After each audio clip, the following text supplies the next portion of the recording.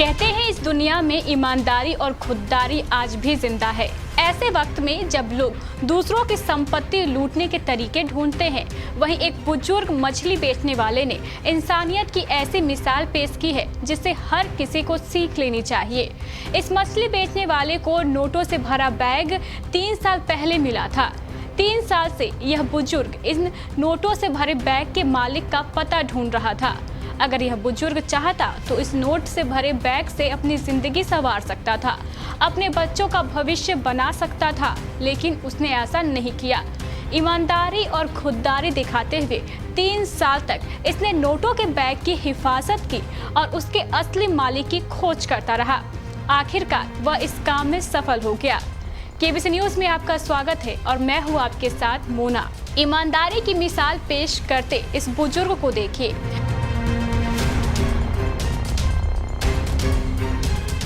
इस बुजुर्ग का नाम अबू कासिम गाजी है।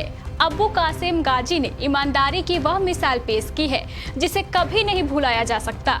अबू गाजी पश्चिम बंगाल के रहने वाले हैं।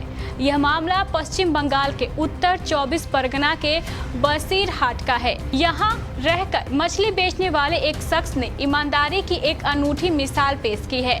मछली बेचने वाले मोहम्मद अबू कासिम गाजी को 3 साल पहले सड़क पर एक नोटों से भरा बैग मिला था, जिसे उन्होंने अपने पास संभाल कर रख लिया। उनको यकीन था कि एक दिन उस बैग का असली हकदार उन्हें जरूर मिलेगा, और हुआ भी कुछ ऐसा ही। असली मालिक को ढूंढकर अबू ने पैसों से भरा बैग लौटा दिया। बसीरहाट में डाटेरहाट के नरेंद्र कुमार हाई स्कूल के टीचर चंपक नंदी का 3 साल पहले एक नोटों से भरा बैग बाजार में खो गया था, जो बार बार ढूंढने के बाद भी नहीं मिला। इसके बाद चंपक ने उम्मीद ही छोड़ दी थी कि उन्हें उनका बैग अब कभी वापस मिलेगा।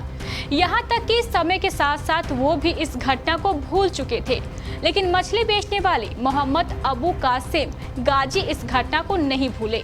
उन्होंने बताया कि उस दिन बाजार में बहुत भीड़ थी और उन्होंने देखा कि उनकी दुकान के पास कोई बैग छोड़कर चला गया है। जब कई दिन तक ढूंढने के बाद भी उस बैग का असली मालिक नहीं मिला, तो अबू ने उस बैग को संभाल कर अपने पास रख लिया। लेकिन उस वक्त अबू को नहीं पता था कि उस बैग में क्या है।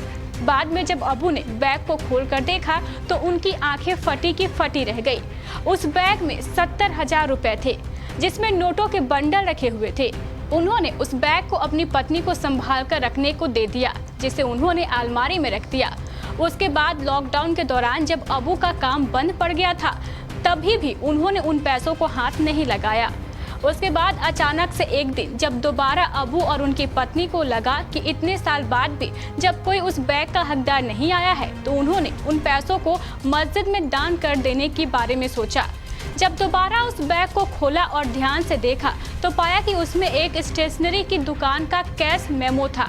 बस फिर क्या था, बिना किसी देरी के अबू उस नोटों से भरे बैग को लेकर उस दुकान पर पहुंच गए और पूछने पर यह साफ हो गया कि वो बैग चंपक नामक उसी टीचर का था जिसकी वो स्टेशनरी की दुकान थी।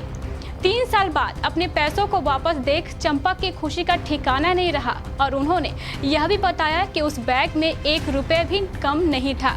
साथ ही उन्होंने यह भी बताया है कि आज के इस युग में ऐसे लोग मिलना बहुत कठिन है। मोहम्मद अबू कासिम गाजी एक बेहद गरीब परिवार से हैं और केवल मछली बेचकर ही अपना गुजारा करते हैं। इतनी कठिनाइयों के बाद भी उन्होंने उस बैग से 1 भी रुपए नहीं लिया।